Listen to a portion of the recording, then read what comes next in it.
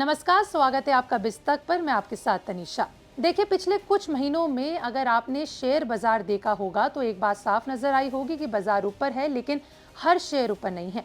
Nifty और Sensex भले ही all time high के आसपास हों, लेकिन छोटे और मिड कैप शेयरों में 40 से 50% तक की गिरावट देखने को मिली है। कई निवेशकों का पोर्टफोलियो आज भी लाल निशान में है और इसी बीच सोना और चांदी रिकॉर्ड तोड़ तेजी में है। ऐसे में सवाल उठता है कि साल 2026 में पैसा कहां लगाएं? इक्विटी, गोल्ड, सिल्वर या फिर डेट?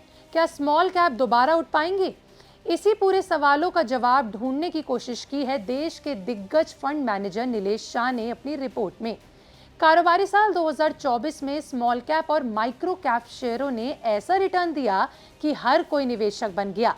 लेकिन नीलेश शाह साफ कहते हैं कि 2 साल में 50% ग्रोथ देखकर लोग मान जाते हैं या फिर मान लेते हैं कि अगले 10 साल भी यही चलेगा।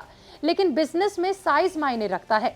छोटी कंपनी हमेशा तेजी नहीं भाग पाती। जैसे जैसे कंपनी बड़ी होती है, ग्रोथ की रफ्तार अपने आप कम हो जाती है और यही वजह है कि कई स्मॉल कैप 40 से 50% गिरे और बाजार के रिकवर होने के बाद भी वापस नहीं आ पाए। नीलेश शाह इसे कहते हैं hope trade versus real business. अगर आपने बिजनेस देखकर निवेश किया है तो धैर्य रखें। अगर सिर्फ उम्मीद पर पैसा लगाया था तो नुकसान काटना ही समझदारी है। नीलेश शाह का एक दमदार बयान दिया गया। ये करेक्शन मेन वर्सेस बॉयज को अलग कर रहा है। मतलब ये कि जो कंपनियां सच में काम कर रही हैं, मुश्किल फैसले ले रही हैं और कम उम्मीदों पर भी डिलीवर कर सकती हैं, वही आगे चलेंगी। बाकी वो धीरे धीरे गायब हो जाएंगी।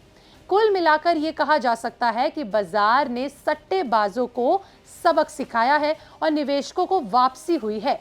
अब आते हैं सबसे अहम सवाल पर, जो है कि अगर आप मध्यम जोखिम वाले निवेशक हैं तो साल 2026 में 10 लाख निवेश कहां करना चाहते हैं, तो पैसा कहां लगाएं? कोटक एएमसी का मल्टी एसेट फॉर्मूला, जो कि नीलेश शाह की रणनीति है, उसके मुताबिक बात करें तो 55% पैसा शेयर बाजार में, 20% सोना चांदी में और 25 से 30% पैसा डेट में लगाना चाहिए। यही एलोकेशन कोटक के मल्टी एसेट फंड में भी दिखता है।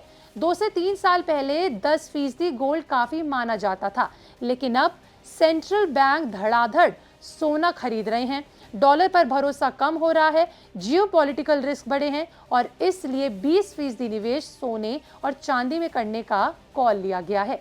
लेकिन इसके साथ एक चेतावनी भी है। जिस दिन सेंट्रल बैंक सोना बेचना शुरू करे, उस दिन आपको भी बाहर निकलना चाहिए।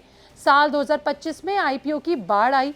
नीलेश शाह कहते हैं कि कुछ आईपीओ में बिजनेस अच्छा, लेकिन वैल्यूएशन बेहिसाब।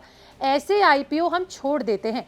आईपीओ में मजबूरी नहीं होती, अगर दाम सही नहीं तो इंतजार ही सही है। जीएमपी का खेल और सुधार की जरूरत। ग्रे मार्केट प्राइस आज आईपीओ का अनऑफिशियल पैमाना बन गया है। साल 2026 रिटर्न चेंज का नहीं, रिस्क मैनेजमेंट का साल होगा। मतलब हर पैसा इक्विटी में नहीं, हर डर में एफडी भी नहीं, बैलेंस जरूरी है। साल 2026 का गोल्डन नियम।